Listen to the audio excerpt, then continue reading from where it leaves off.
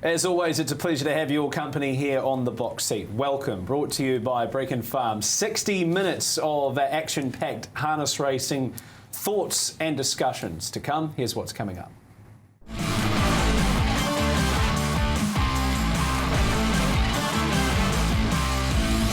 Tonight on the box seat, we catch up with Chantal Turpin as the Aussie Stars return to New Zealand and get the latest on how they've come through their last Group 1 runs.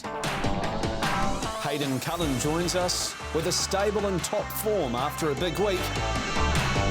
And we get to know Gemma Thornley a little better as she steps into the hot seat.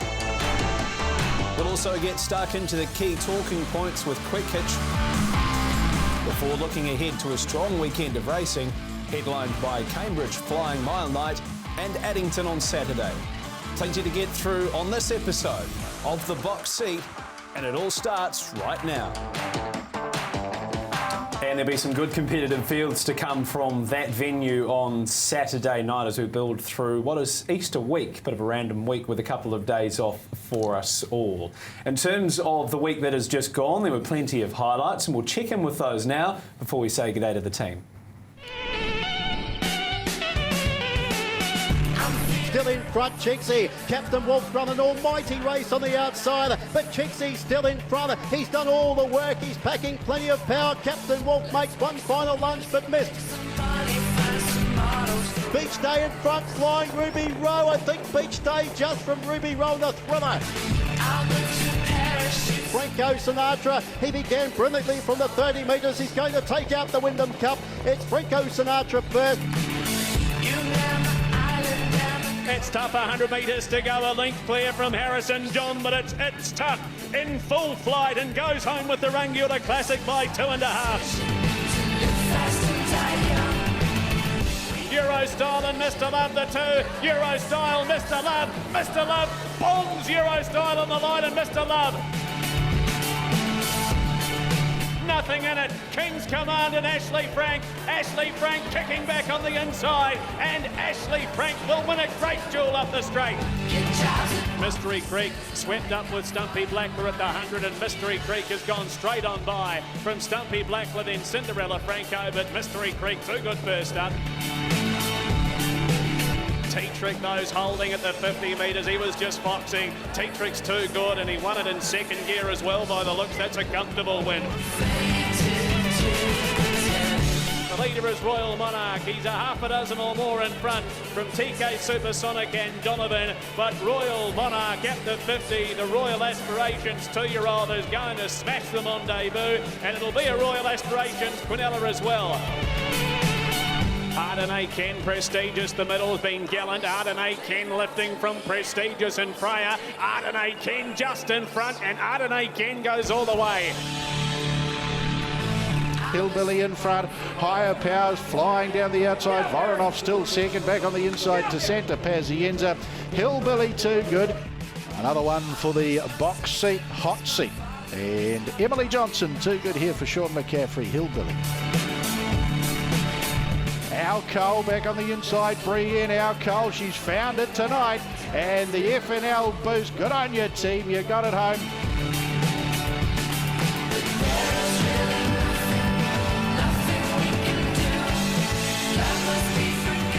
There's some beautiful performances there over the last week, and we're going to highlight three of those now. We have Brittany Graham and Matt Markham in the studio with us here tonight. Greg's away for this week, but he'll be back for a big week next week as we build to the Night of Champions. Well done Friday, Britt. T-Trick getting home, looked to do it pretty comfortably, and as we were all discussing pre-race, 6 weeks between runs, there was maybe an ounce of vulnerability there, so should improve off the run as well. Yeah, good evening to you, Matt, and thank you very much. I agree. I was a little bit worried, but he was really good there on Friday night, and exciting to see what he can do going forward, and nice to tick that mobile box as well. But aside from that, my highlight of the weekend came out of Wyndham on Sunday afternoon with Chiggsy taking out the Kindergarten Stakes, 154 and 7 on what was a little bit of a rain-affected track down there on Sunday. I thought was a super effort. Drew the widest, just kept pushing on and gave the impression that the more they came at him, the more he was going to find under pressure. 2 from 2 now for Hayden and Amanda Cullen and Blair Orange. And, of course, the big ownership group. So that's now 2 features down for the juveniles this year. Tour Party taking out the Young Guns and Chiggsy taking out that Kindergarten Stakes. So the King, Bettor's Delight at 28 years of age, is still just being a dominant force as a sire. And also with those 2 horses, Matt, I found it intriguing. Big ownership groups in both of them. And we've heard the cheers from the ownership groups respectively for those 2 feature races as well. So lots of excitement for lots of people. Yeah, great to see the syndicates out in force the other way forward if you want to get involved in a good horse. Matt Markham, the Bettor's Delight factor just keeps shining through, doesn't he? Yeah, he certainly does. What a marvel he's been. Hi to you, Matt. Hi to you, Britt. Nice to be joining you again on the box seat. Week in, week out, we see Bettor's Delight doing things that only Bettor's Delight's done throughout his career. I really struggled. Had a bit of an internal debate over a highlight of the week. I nearly went Ricky May's return to the winner's circle with Take the Mickey, but I settled on this race at Alexandra Park on Friday night, the last. A trifecta for Crystal Hackett, Bernie Hackett and Michelle Wallace. Daughter, dad, mum. Pretty sure that's the only time in New Zealand that has ever happened, potentially the only time in Australasia it's ever happened, and if we really want to be picky, probably the only time in the world in harness racing that's happened.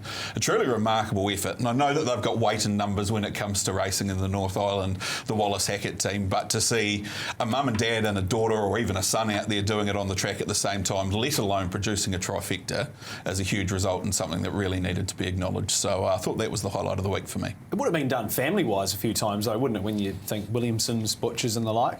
Yeah, the O'Reillys, you throw them into the mix. There's probably the Butts at some point across the years as well, but pretty unique, really. There's not many mums and daughters or sons that drive on the track at the same time, so I thought it was a pretty notable achievement. Well, maybe you at home could help us out. If you've got any idea whether that's happened before anywhere in the world, please let us know and we'll be able to chat about it on the show next week. I was a little bit like Matt, was scrolling through my mind and thought to myself, well, what was the most exciting race that I was fortunate enough to call over the weekend? And I reckon it was this maiden at Addington. I got quite up and about for this. I love it when horses pair off and they go to war. Ashley Frank, he is also a son of Bettor's Delight. He just kept trucking. King's Command put the pressure on from about the 600 and just couldn't split them until about the 50. Both horses very good. I thought they were equally as good as each other, but Ashley Frank, with the aid of having that inside run, I thought that was the race that sort of gave me a bit of a pep in my step for the week. Speaking of pep in our step, we've got plenty of pep in our step about the Australians, and they are back on our shores.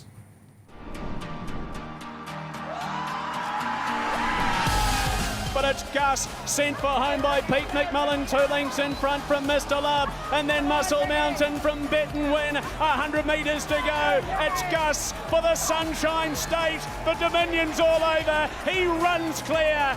Gus by 3 lengths beats Mr. Love. Pete McMullen and Chantal Turpin, the Queenslander. He just sat back, minded his own business.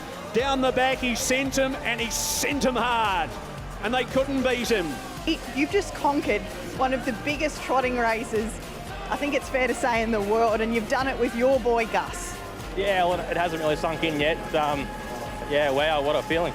He means the world to us, this horse, so we've done the big thing coming over back to his hometown, and we finally got that one. Gus in front, Muscle Mountain runs a big race. Gus leads Muscle Mountain and Oscar Bonavina. Gus still in front, Muscle Mountain having one crack. Gus, it's the Dominion free-for-all double for the Queenslander. Pete McMullen and Chantal Turpin on a trip of a lifetime here to Christchurch. 2 starts, 2 Group 1s. It's unreal, really, to think what we've actually done. You know, it's only just starting to set in that we, realise what we actually did Tuesday, but come back today and do it again. Yeah, it's incredible, isn't it? Well, they got a bit of a taste of it here during the Cup Week Carnival at the Addington Raceway. Pete McMullen and Chantal Turpin, they are back on our shores, but this time it is in the north. They've come along with their 2 stable stars for both of our feature races next week out of Cambridge, but they'll be on track this week for the key lead-ups. And Chantal joins us here on the box seat. Welcome to you, Chantal. I'm sure that watching those replays back still sends a shiver down your spine. Yeah, it was an amazing week and something we'll never forget. Great to have you on the show, Chantal. And I just want to touch back on that trip here to New Zealand before we discuss on what's to come, because knowing you, you're a fair homebody. It's not something that you like to do a lot of, travel around. You like being on the farm with your family, but it was a big deal to come across, and I have a funny feeling you enjoyed it so much. Of course, it's fun to win, but just the whole experience, that was the enticement to come back again, and this time target Cambridge. Yeah, definitely. I like staying at home. I don't venture to the races very much at home, but it was such a good atmosphere in Christchurch. Everyone was really friendly and welcoming, and I really enjoyed my week there. And so we opted to come up here as well and give it a crack. It's a two-pronged attack this time around. You've got your boy Gus again, but you're bringing the Janitor back to his homeland. Of course, he started off his career in New Zealand. Let's just start on the decision to bring the Janitor and, I guess, take on Lead to Fame again. This was his performance in the Miracle Mile 2 weeks ago. What he did this night and the week prior, coming wide at Menangle and doing what many struggled to achieve, and that's finish in the major placings after making a wide run, was phenomenal. Did he surprise you at all? I know you've had a good opinion of him for a long time. No, not really. We've always said he is probably the best horse in our stable. He just needed to mature and get his gait right, and it's finally starting to drop with him. We gave him a start in the Blacks Are Fake in December to see if he would match up, and it wasn't our plan to go to the Miracle Mile to start with. We wanted to go to the light horse, but we had to have a run in the qualifiers to try and get into that race. So our main focus has always been this slot race, but we were just trying to pick and choose our races before we come over. It's been just over 2 weeks now since that trip to Sydney. I believe you went back to Queensland and then again had to make your way back to Sydney to fly across. So was that a juggling act, trying to sort through the logistics of ensuring they were at, a pretty high level considering the travel involved? We did speak about staying down at Menangle for the 2 weeks, but we just opted to take Janitor and Gus home, get them back to their stables and go into their paddock. And Janitor really likes his routine as well. And we just thought that would be the best thing for him to, for his weight-wise and stuff, to just get him back home. And he seemed to thrive on it. He's put on weight and he's, really loved it. Chantal, looking forward to seeing both of your stars on New Zealand soil this Friday night. Obviously, Gus is a part of that duo, and a big part of the last few weeks for him has been getting him back into the barrier draw, which is obviously a key factor when we come into those slot races. Talk us through how you think he's gone through that process and obviously getting that tick. I know it seems a little bit untoward given that we've given you the outside of the barrier draw for your first look, but he looked like he handled it pretty well. Yeah, touch wood, he's been really good. He's matured over the last few years, and he's obviously been a very big work in progress, but he's been behaving a lot lately, and touch wood, we've made the right decision and brought him back in. Just on Gus, Chantal, what did you make of this performance? It's always hard when you have a tearaway leader like Kiang Zahara, but we set him on such a high pedestal now that we probably expected him to be the major danger to her on this occasion. What was your initial reaction to this night? Look, clockwise, he was fantastic. I was a little disappointed with his last 50, but then if you look at the times, he's done the work. He was 3 wide to the chair and sat outside them. So I probably can't be too disappointed.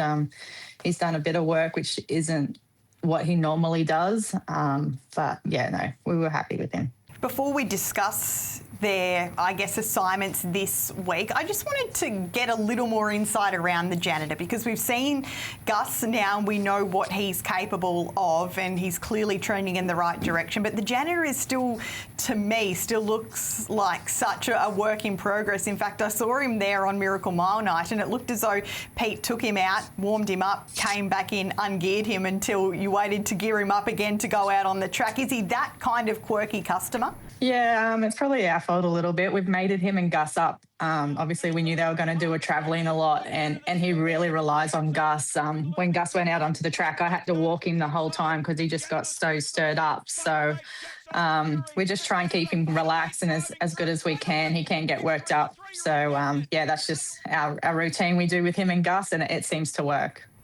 Chantal, we're now a couple of days out from race night there at Cambridge. What's the last 3 or 4 days look like for the pair, and what are the next 2 days leading into those appearances on Thursday night going to look like? So Janitor had a good hit out Friday before we left home. Gus did as well, actually, and then they travelled down to Sydney on the Saturday.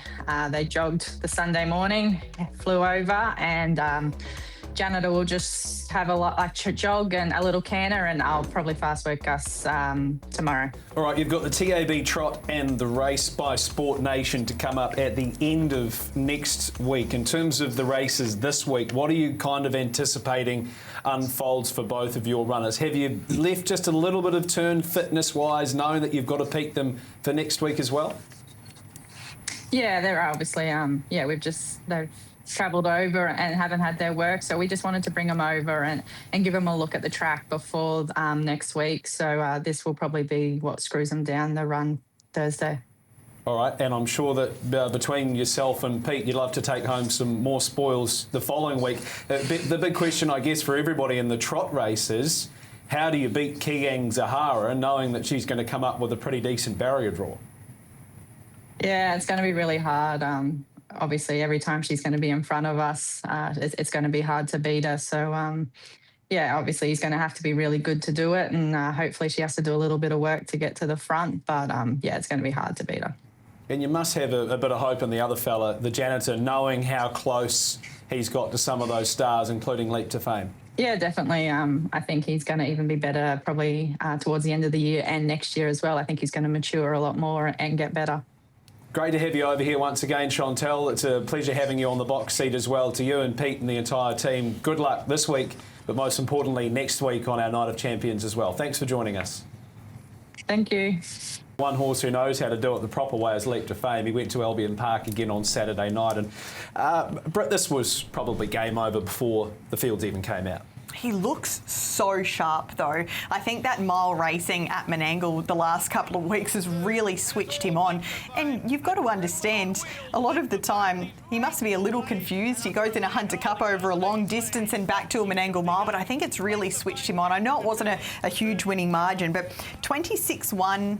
Matt Markham, his last quarter, I don't think I've seen him run a quicker last 400 metres. He's not generally known for that push-button speed, so it's ominous signs for his rivals. Interestingly, he won't arrive until next Tuesday, which is a little different to last year, so it's not necessarily super straightforward for him. The 53.3 last half caught my eye because, that's electric, especially around Albion Park. I love the way he got through the line. He was just fear chomping through the bit, and doesn't seem that long ago we had a few questions around Larry and where was he at and where's this career at. Now it's a case of how do we beat him? He comes over here and arguably he's in as good a form, if not better, than what he was 12 months ago. And Matt Cross, I know you and I stood up there and watched him go past us at eye level and the hair stood up on the back of the neck. I am looking forward to something maybe the same. He's one of those horses that just leaves you speechless, really, like he did last year at Cambridge, even here on Free for All Days. New Zealand Cup run was phenomenal. Now, this is something that will be close to your heart, Britt, the most winningest horses at Albion Park. And what about that old fella at the top? What a record that is. He was incredible, Destrayos. He was a marvel, and he continued to race on early into his teen years. Our Over and Over was a wonderful trotter for Grant and Trista Dixon, a couple of others around the mark like Nicky's Falcon, who raced week in, week out. But look at that, 50 starts, 43 wins, 6 minor placings, out of the money, the serious money at least just once in his career, and he was completely luckless. $2.1 million banked at one track alone. He's just been quite incredible. And some, I guess, other exciting news generating through in the last week or so is that there seemed to be this school of thought that he would probably retire after the Inter-Dominion in Queensland in July, but because he seems to be in as good a form as ever, there's serious consideration, and the hope is to bring him back for another crack at the IRT New Zealand Trotting Cup in November. So wouldn't that be something? It certainly would. Well, we've spoken about the Australians, and the Kiwis have the task of trying to beat them. One man who has some firepower in his stable is our next guest.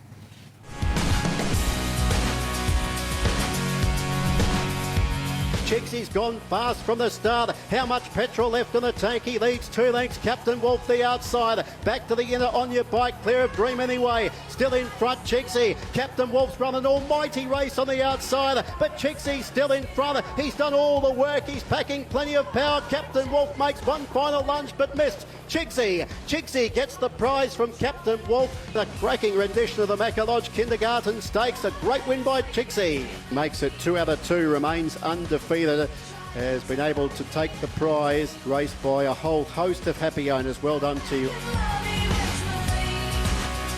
Hayden Cullen joins us here on the box seat. Hayden, welcome. I'm sure in your career there'd be not many more satisfying things than to be able to buy, educate and produce a 2-year-old winner in the Kindergarten Stakes. That must have been a great buzz for yourself and Amanda on the weekend. Oh, it definitely was, Matt. You know, the horse went super, you know, and hey, look, I can't take all the credit for that. Cameron Jones actually broke the horse in and, you know, he done all the groundwork with him and, you know, he's got great manners and also Tom Bamford, he done a bit of pre-training with him this time as well. So, yeah, I sort of just got the glory of it. Hayden, congratulations to you, Amanda, on a wonderful result with a really, really promising horse. Look, he was very good winning his debut here at Addington, but he was significantly better, I thought, on Sunday. Did you see that natural improvement in him between times to give you that confidence to be able to allow Blair to drive him in that manner too? Because he didn't do it easy early. He had to do a bit of work, but was super through the line. Oh, he sure was, Matt.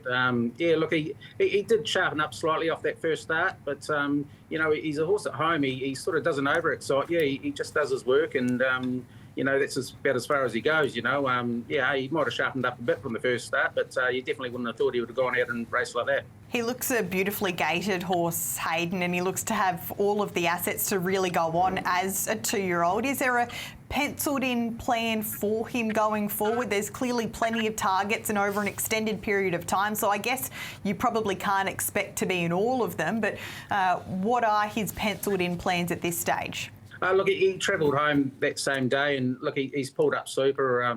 He hasn't stopped eating, so well, I think we have to head back south for the Diamond Creek Classic. That's where we'll be spotted next. There's not really a race for him leading into that, so we more than likely just have to go back to the trials with him. But that'll be his next stop, and you know, as long as he carries on racing well, and he's telling us he's fitting well and not getting tired, well, we'll carry on to the Welcome Stakes.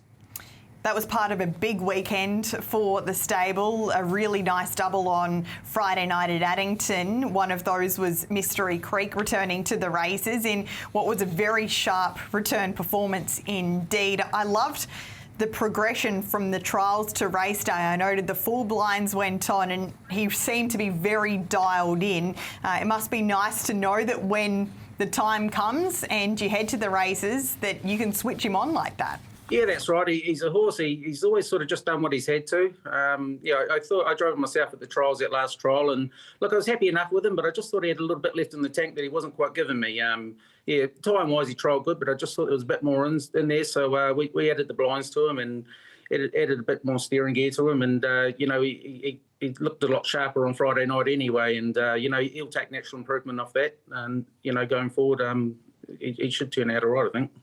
Yeah, looking forward to seeing him back on the track soon. I had the pleasure of interviewing Amanda pre-race before Ashley Frank on Friday night, and she said to me that he's just a lovely staying type, and to be fair, he had to be a pretty good staying type after going to war so far from home, but he must have been proud of the way he lifted himself to be able to get that nose in front at the winning post at the right time. Yeah, certainly were. You know, he tried very hard. You know, we sort of targeted this race about 4 weeks out with him.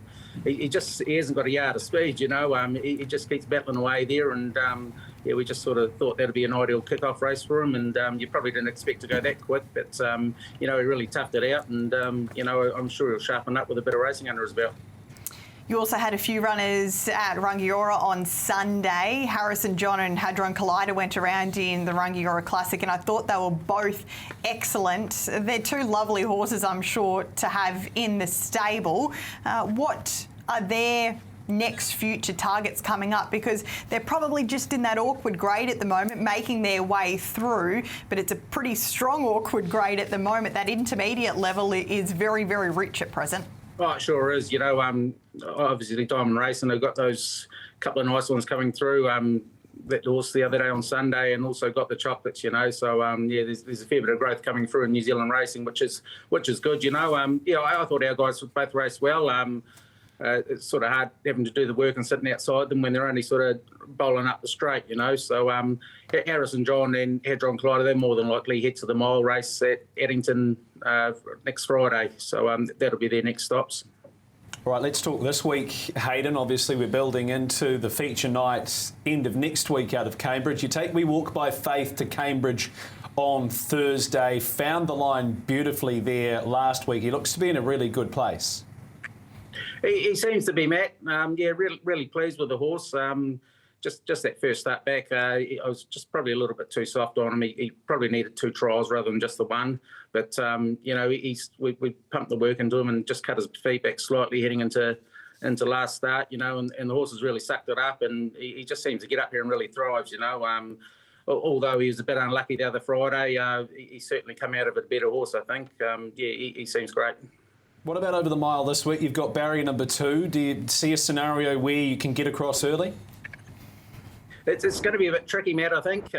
Just with sooner the better on the outside. Yeah, we all know how quick he is off the arm. He just might get across a bit too quick for us. So Blair will just have to sum things up. You know, we've just got to keep in the back of our mind. You know, we've got a big race ahead of ourselves next Friday, and while we do want to win this race this week, we just don't want to undo ourselves. Hayden, just before we let you go, you've been looking after Kai Valley Ray since he's been over. I see a key gear change, the ultimate gear change with him. I believe he's heading north. How's he come up? He's really good. I took him to the trials last Tuesday, and he tried to right-hand it very well. Yeah, really pleased with him. He's looking a lot stronger and trotting great. So yeah, he'll line up in the size stakes prelude next Friday at Cambridge. So he'll kick off there and race through the Derby size stakes and Harness Million before heading home. Yeah, they look like they're going to be some pretty deep races, those 3-year-old trots. All right, Hayden, always a pleasure catching up with you here on the box seat. Thanks for your time and good luck over the next couple of weeks. Cheers, guys. Thanks very much. Bit of firepower, Matty Markham, that Hayden and Amanda have got. They've refreshed things the last couple of years at the sales. They've brought good stock also. Yeah, and got good owners around them too, and a good operation from start to finish. I was lucky enough to be positioned near where their team was on Friday night, and it's just slick. It's operational. It just works. Amanda was there obviously running things, but you had Olivia Thornley. They've got a really good team of not just horses, but people around them as well. And yeah, I'm excited to see those 2 paces, Hadron Collider and Harrison John, going forward. I can't believe Harrison John keeps paying what he's paying every time he goes around, because he hasn't run a bad race in probably the last 3 months. And I spoke about those 3-year-old trotters. I'm blooming excited about those 3-year-old trots up there. And you saw a couple of them at the trials today that stood out? Yeah, Landman was very, very good, I thought. Obviously from the Ben and Greg Hope stable. 2 from Diamond Racing as well, Petita Moore and Flying Wings. Who's Your Daddy had a little bit of a gallop early, but nice to see those 2-year-olds from last season ready to take that next step. There's a wee bit of depth to that 3-year-old trotting ranks, because as we were talking about off camera, you've got Duchess Maria obviously to come back into the mix, and a filly that we talked a lot about on Friday night, Britt, now Cole. It's a good group, isn't it? Exciting to see this next wave of trotters coming through, but I just want to echo your thoughts on Hayden and Amanda and that team that they're building around them, going to the sales, having feature race 2-year-old winners certainly doesn't hurt either going forward. So, and of course that very good group of mares that they have all now, Arafura and Winelight, with General Jen heading to the breeding paddock. So they've really got all bases covered. Still plenty to come here on the box seat, brought to you by Brecon Farms. We've got Michael Guerin coming up, as well as our quick hitch segment and our preview at the back end of the show. But it's now time to welcome our next guest to the box seat hot seat, and we welcome Gemma Thornley. Gemma, welcome to the show. How's things? Good, thanks for having me. Not a problem. You understand how the box seat hot seat works? Yeah. All right, and you're ready to go? Yeah. Right, we'll kick things off straight away. First question, Gemma, describe yourself on race day in 1 word. Probably depends who you talk to, but I'm a little bit on the stress side. Oh, that's a different, most of the, yeah, at least you're honest. I like that. Gemma, day racing or night racing? Definitely day racing. Very good. Trotters or paces? Trotters. Okay, even though they're frustrating. If you could be one driver in the world, who would you be? Probably Lauren Tritton. Is that how I pronounce it? Yeah. It certainly is. She's having a good run over in America at the moment. One thing you're good at away from racing? Not that I have a lot of time anymore, but go all right at the horse riding. Very good. One track you always drive well at? Tend to have a bit of luck at Cromwell, actually, yeah. Are you not? I don't think Dad's going to be too happy with that answer. I thought you would have said Mott, guaranteed. Best moment of your career so far? Definitely Midnight Dash, winning the Group 3 down at Omaka. Hasn't he been a great old horse, Midnight Dash? I'd love to see him win a Group 1. He's one horse that I always think, if he won a Group 1, it'd almost bring a tear to my eye. Who's the best person to beat on the track, Gemma? There's a couple, but I'd have to say there's nothing better than beating Uncle Craig. Yeah, very good. He'd even smile when you beat him. He's that sort of fella. Who's your favourite box seat presenter, Gemma? I'm going to throw a shout out to old Maddie Markham over there. Good girl, He Jen. owes me for that. Britt's had a couple of votes. I think Michael's the only one who's missing out at the moment. But anyway, he will get there. Good answer, Gemma. All right, give us a winner this week. I actually don't know my drives yet, so yeah. All right. Well, let's hope that you can get one because that 99 is still there. Hopefully you can make it 100 this week, Gemma. Thanks for joining us. It's haunting me. Thank you very much. It's okay. We'll make sure that we have a chat to you once you get to the 100, hopefully on Friday Night Lights. Thanks for joining us, Gemma. Good luck this week. Thank you very much. Good little driver, Gemma. Yeah, she has been for a very long time too. She's fearless out there on the track. The horses clearly run for her, and I agree with her around Cromwell. She's got a great strike rate down there, often getting on horses for Sticks McRae and getting the job done. Franco Tim's going to win a race soon. He was good again at Rangiora on Sunday. He might be one to watch of Gemma's regular drives, I think. Absolutely, and I was lucky enough to be there when she won that feature on Midnight Dash, and you can see how much it meant to her as well. So he's hoping that he can get a really big one because you're right, that would be an awesome story. All right, we are close to home here on The Box Seat, brought to you by Brecon Farms. We'll take you to a break on the other side. We will say g'day to our good friend Michael Guerin.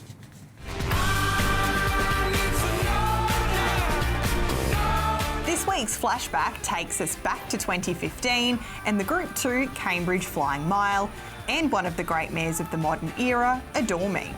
Pre-race, it looked a two-horse contest. Short course specialist Gold Ace was expected to control things, and that's exactly how it played out early. Adore Me was forced to sit parked, doing the work outside the leader in the feature. As they swept past the 600 metres, the tempo lifted sharply, the pressure came on, and it became a true test. But that's what champions thrive on. With Tim Williams, Adore Me lifted again, ranged up, and in the final 150 metres, took control of the race. She powered clear to score in a brilliant 151.6, a performance of strength, class, and sheer determination. Adore Me, a champion in full flight.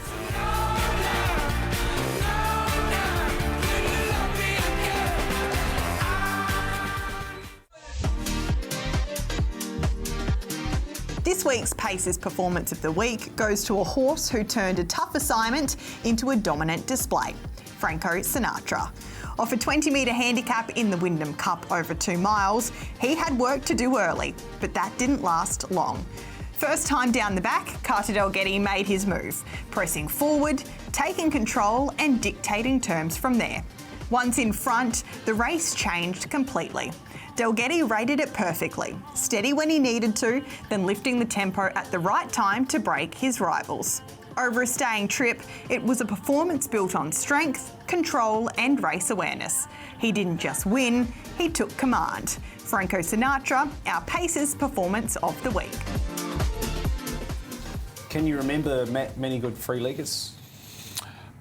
There was a horse called Nutmeg that I remember from a very long time ago. I think it was Nutmeg. Hope it wasn't. No, it wasn't Nutcracker because Rob that's Allen? racing now. Rob Allen. Not something we see a whole lot of this day and age, is it? But Franco Sinatra's certainly taken to it. That's for sure. That was the Wyndham Cup, brought to you by Fayoldi, which isn't too far from here, but a long way from Wyndham. Another man who's a long way from here is Michael Guerin. Welcome back to the show. Michael, we're getting to a pretty exciting part of the year with the carnivals up your way. The next couple of weeks are going to be beauties. It's going to be fun, Matt. Big hi to you, to everybody watching as well. Three-legged paces, I love them. Hondo's Dream was one of the great ones about 15 or 20 years ago. And of course, Barry and Scotty tried it with Mark Shard, who did a pretty good job doing it too. It takes a lot of confidence to do that with a horse. My highlight of the week was Ben Hope I like Ben as a bloke. I think he's a good fella. I think he had a really tough introduction to driving because he brought up his 300th on Friday night, but he ended up on a really good horse early. And if you make a mistake on some thing which isn't very good at Westport or Oamaru, no one really cares. But you make a mistake on Muscle Mountain, everybody notices. And that was the reality of Ben when he was young, getting on the back of a really good Group 1 horse. I think he's matured into a really good driver. And he loves his trotters, as do I. So that was my personal highlight, to see him driving 300 winners. He's still only 26 years old. So he's well on his way if he wants to keep driving to driving 500 or 1,000 winners. So, yeah, a bit of a personal touch to my highlight for the weekend, and a great stat. His 100th winner, his 200th winner and his 300th winner on Midnight Dash, Muscle Mountain, Matt, and now Mr. Love. So that's not a bad way to keep raising the bat. Yeah, great stuff, Michael's highlight brought to you by Magnus Benroe. OK, Michael, you're going on the record for us again this week. What have you got? I'm not saying that this is a wrong thing that's happening, but I do think the barrier draws for the 2 slot races next week, now called the Race by Sport Nation and, of course, the Race by Betcha, the TRB Trot. I do think the Mayor's preferential barrier draws aren't aiding the races. And while we can't just pick on Kiang Zahara for this because she's done nothing wrong, I don't think it's going to work heading forward. If these races are to exist at all heading forward, a preferential barrier draw for Mares is not going to help. When these races first came out, it was 3-year-olds. Now, that's no argument. A 3-year-old, Jamal being the best one, up against Leap to Fame, absolutely deserves barrier 1, no questions. Does Kiang Zahara automatically deserve barrier 1? Considering she'd be favourite for any race she was in from any barrier draw. She's $1.08. It's not her fault, but she's stymied betting on the race. She also has stymied other horses going there. Hillbilly Blues, they're people, very honest, we don't want to go there to take on her from barrier 1. Now, you can't change all the races and all the rules for all the races because of one horse. Otherwise, you'd change the weight for age scale because of winks and those sort of things. But I do think that trotting mares in particular, because you go back over the last 20 years, we've had a lot of great trotting mares through Pride of Petite and La Cucaracha and all the great horses we've had over here. Do they really deserve to draw inside the pace or the male trotters? I'm not sure they do. I think you can make an argument for the paces that they do because the pacing mares so really beat the open male paces for the trotters. I'm not sure we can make a case, and I'm not sure that if this race is attempted to go ahead next year, Matt, having the mares with that advantage, which could well be Kiang Zahara again, is going to even give it a chance to get off the ground. It's a little bit of a comparison, really, isn't it, to, I guess, Winks getting a 2 kilo advantage on a Hartnell or a Happy Clapper back in the day when she was clearly the superior horse. Food for thought, though. Time now for Quick Hitch. You know the rules here. We've got 4 questions tonight. We have 3 people on the panel. You have 20 seconds each. If you talk over, you will be cut off. Brittany Graham, you are the first question. Which Kiwi can win this year's New Zealand Cup? I think that there's a couple of options, but if I was to be asked for just one, it would be Got the Chocolates. I just love the way he's returned. He looks bigger, stronger. He's so sane. He ticked the standing start box last time out, and he seems to have a wonderful constitution as well. So Got the Chocolates for me. Yeah, I'm in that box as well. Got the Chocolates for me. I think on what I've seen over the past 12 months, he's the most progressive pacer going forward to the open class ranks. I've loved the way that he's rounded out his last 2 races here at Addington Raceway. The question is marketplace and where does he stand? Probably beats him for speed, but he doesn't beat him for staying prowess. I think can is the operative word. Yeah, there's a bunch who can win it. Could you back any of them to win it? Absolutely not. Not if Lowry's still racing and Swayze's still racing and Kingman's still racing and their connections are very obviously keen to come back to New Zealand all the time. I cannot see any horse we have racing in the country at the moment beating that trio. Michael, back to you, and we're going to start things off with you this time around. Would there be a benefit in having a South Island training centre? Huge benefit, because I think most of the young people in harness racing have 2 choices: inherit land from your mum and dad, or try and buy land and make money out of it training horses, which is basically impossible. So yes, if it could be done, a training centre would be fantastic, but of course then I'm spending other people's money, but I do think it would be needed. Yeah, if there was a magic money tree, I'm sure we would all love to see a training centre, and it is so important to the future of our sport. One option I've always liked the thought around is if trainers could actually buy a little portion of land with the stables on it so that they have something to show for it in future as well. Addington would be the logical option for me for a South Island training establishment. There's a bit of free land coming up in a couple of spots here at Addington Raceway going forward. But what I would say is we actually do already have a South Island training centre. There's over 100 standardbreds being trained at the Ashburton Racecourse at the moment by older trainers and younger trainers. There's the blueprint. Let's try and map it somewhere else. Third quick hitch, Matt Markham, you can start us away. Would a Karaka Million style race day work for harness racing? Well, I think it would. We've gained a lot of momentum when it comes to our sales over the past couple of years. What I would say is that before we start going to try and magic up some more better race days going forward, we've probably got to sort out a few of the race days and carnivals that we've already got that are maybe just not quite hitting the mark. I thought the duels really worked. And I know, again, getting back to Brittany's money tree, you do need money to make all these things work going forward. But I still think the duels worked well. I thought it was at the wrong time of year, and we could have had it at another time. There is room for one of those, or even the Night of Champions next week to be that. But we can't just rely on New Zealand Cup Day being all we have to hang our hats on. This might be a bit of a controversial answer, but I think one of the real positives of Karaka Millions Day is the short, sharp nature of the race day, rapid-fire racing with really high-quality contests. I think it would work great on show day. In the middle of a very busy week, it would give people an opportunity to come to the races for a shorter time frame. Britt, you can start us away with the final quick hitch. We've spoken about this topic on many of an occasion here on the show. Are preferential barrier draws still fit for purpose? I think it has to be a track-by-track comparison. First things first, the outside of the second row is the worst barrier draw, so I think that's where we need to start from. Surely there's enough data now around each racetrack to get an idea of which is the worst barrier draw and work your way back from there. I think it's really easy to complicate this. I mean, a fast beginner draw in barrier 8 is not disadvantaged, and a poor beginner is because it has to go back to last.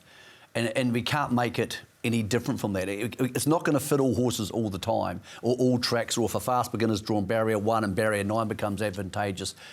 We need them because otherwise turnover gets decimated by good horses drawing very well and dominating. I think they're still fit for purpose in some senses. I think we overuse the preferential barrier draw system quite a lot in harness racing. Worst barrier draws for me are outside of the front line, inside of the second row, outside of the second row. At the moment, we're not getting that, so something needs to change. If you have any suggestions for Quick Hitch, you can email us at theboxseats@entaingroup.co.nz. Well, we're about to turn for home. The plugs are out here on The Box Seat, brought to you by Brick and Farms. The preview's coming up. This week's Trotter's Performance of the Week goes to a horse who combined timing, patience and class, Mr. Love. From the start, he settled back in the field as Eurostyle set up a solid tempo. For much of the race, he stayed out of the action, waiting, conserving and building into it. At the 700 metres, the race began to change. Stablemate Midnight Dash improved around the field, giving Mr. Love the perfect cart into contention. Then at the 300, the winning move. Ben Hope cut the corner, found the trail and within seconds had the perfect run opening up. Into the passing lane he went, and from there it was class. Mr. Love surged through to win, bringing up Hope's 300th career driving success. A perfectly judged drive and a performance to match. Mr. Love, our Trotter's Performance of the Week.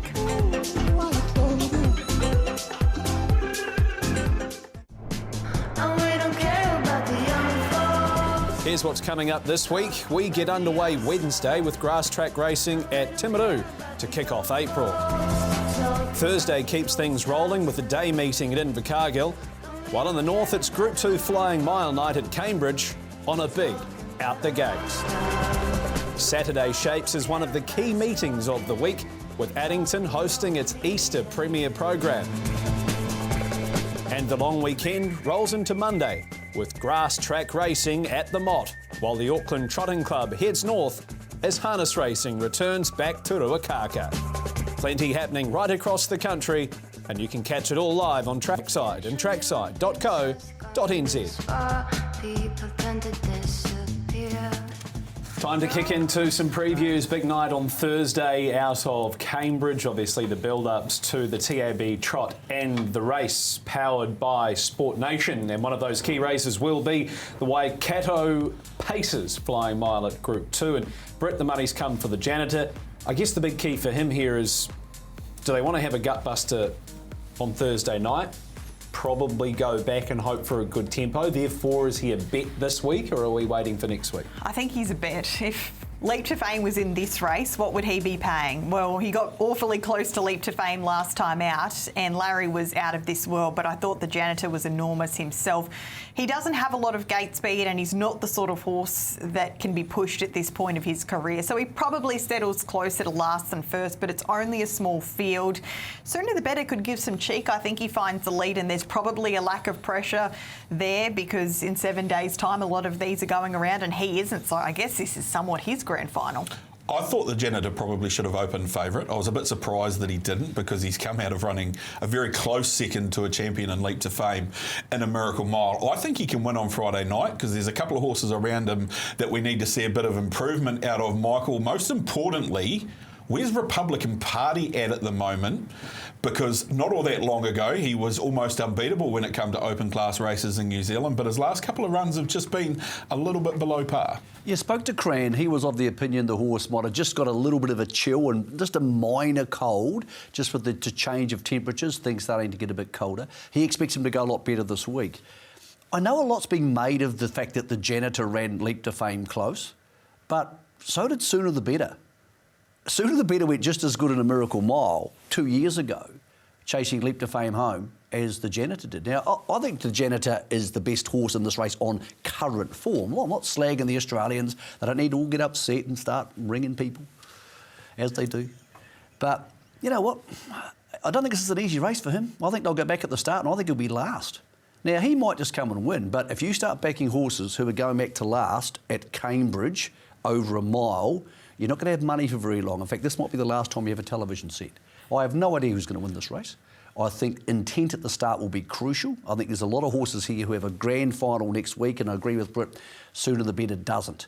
But I don't think this race is ideally suited to the Janitor, and I think if he's going to win it, he's probably going to need to sit parked at the bell to try and win it, because I just think over 20 years of watching mile races at Cambridge, you could name on one hand horses who have come from last to win them.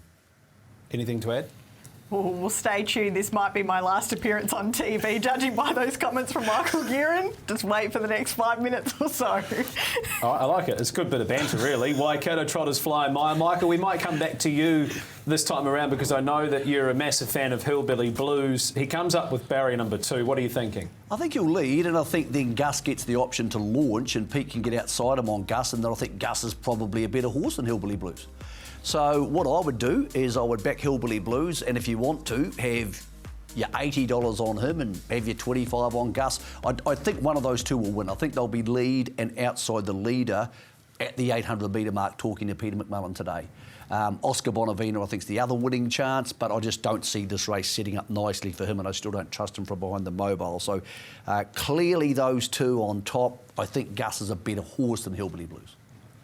Yeah, I'm looking forward to seeing Gus back in action and intrigued to see how he goes from behind the mobile as well. Oscar Bonavina, I think, could be the steep improver here. Maybe it doesn't set up beautifully for him, Matt Markham, but I think getting back to left-handed is going to be of great advantage to him. He's run some wonderful races at Alex Park, but the fact is his left-handed record is far superior. He's the fly in the ointment for me this week, and we've seen him come out at this time of the year and turn in some pretty tidy performances.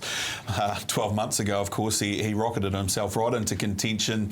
I liked Gus. I probably didn't think the $1.90 was much value around Hillbilly Blues despite the barrier draw, because like Michael, I think Gus will be sitting outside him turning for home, and on what we saw, he probably should be beating him.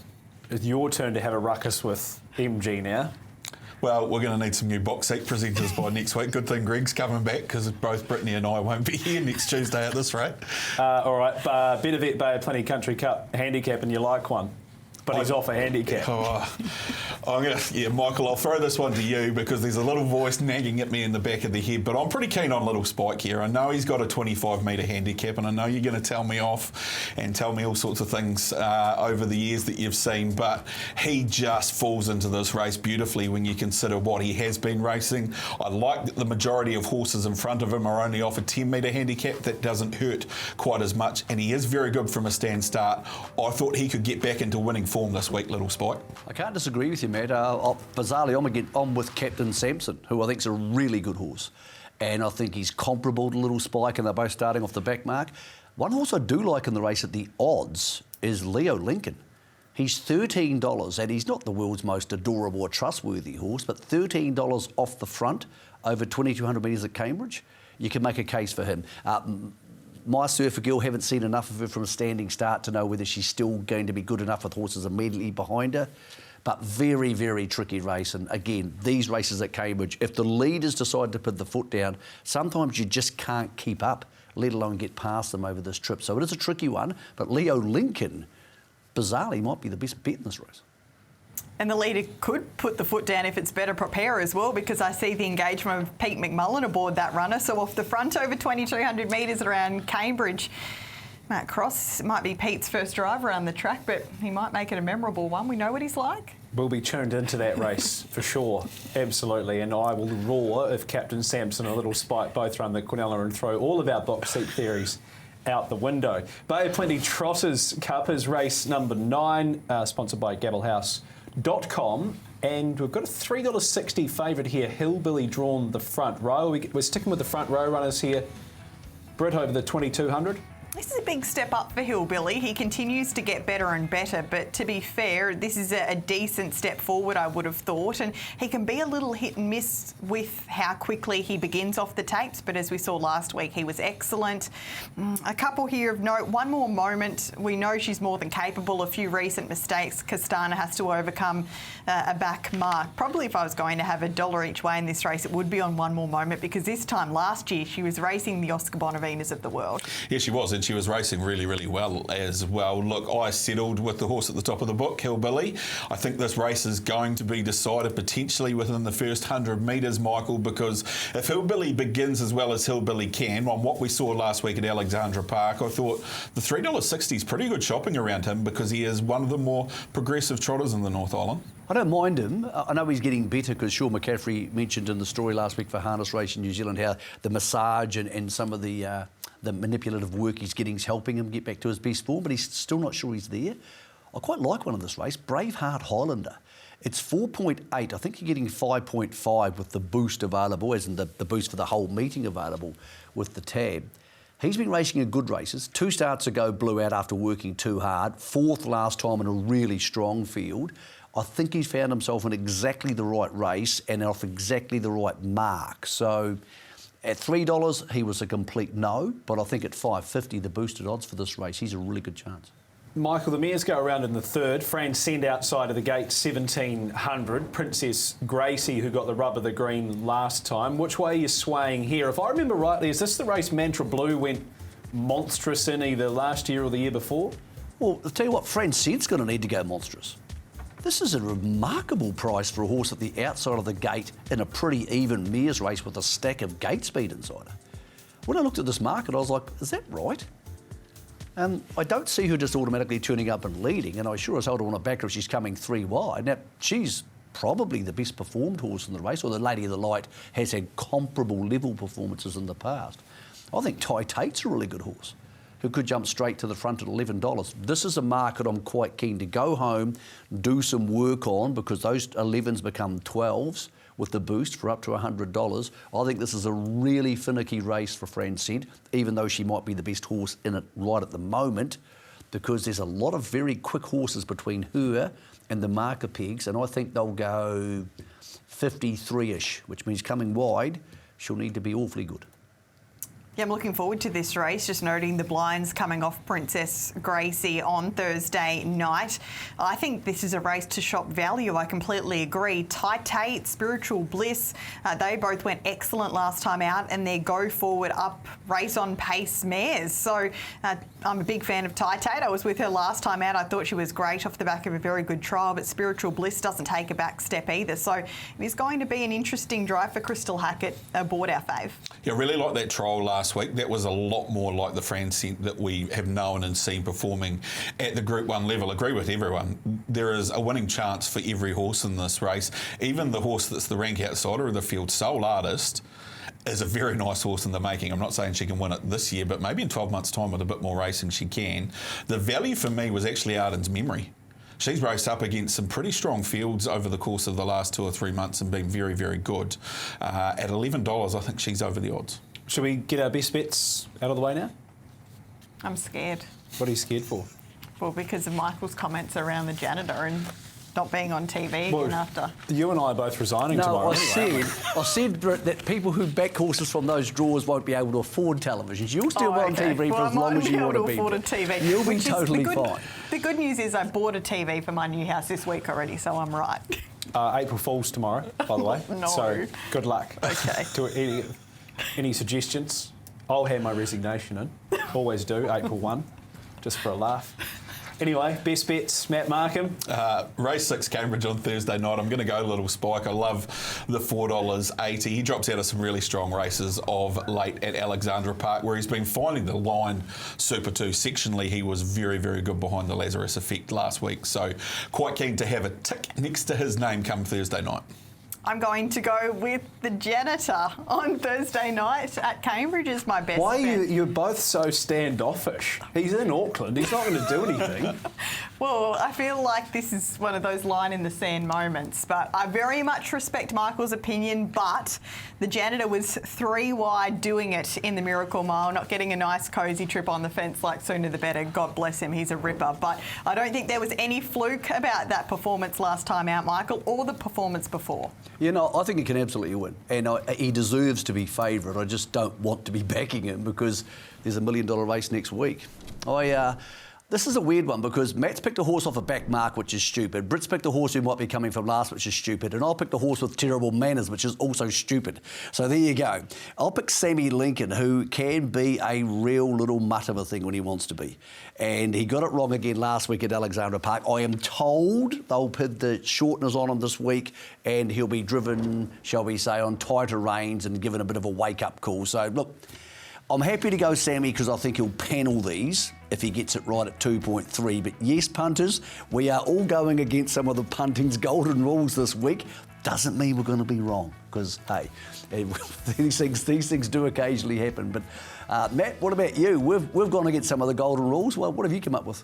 Yeah, no, there's nothing untoward from here. I'm just going to go for a horse who won a big race at its last start at Alexandra Park, makes the big trek back south to Ascot Park. Mickey's Deal, race 7 in B Grey We Trust there at Ascot Park. Here's a recap of our best bets here on the box seat, brought to you by Brecon Farms. MG's boosting us, Sammy Lincoln out to 2.30. Matty Markham's got Little Spike off 25 metres, only for the brave at 4.80. Brittany Graham's got a horse who can't win, the Janitor, at 3.40. And I'm just going to stick with old Mickey's Deal. Not that she's that old anyway, $1.75. But should be a great night's racing there on Thursday at Cambridge. Don't forget, next week, our 90-minute special preview here on the box seat. And that will be here on Trackside at trackside.co.nz. Great having you with us again, Matty Markham. Always a pleasure having you stop by. Yeah, looking forward to next week's preview show. Be there in a different role and capacity, obviously, with the TAB bookmaking bringing those important markets after the barrier draws. So looking forward to seeing how they unfold. All right, we'll see you... Maybe, yeah. All right. And Michael, thank you. Thanks for your input again.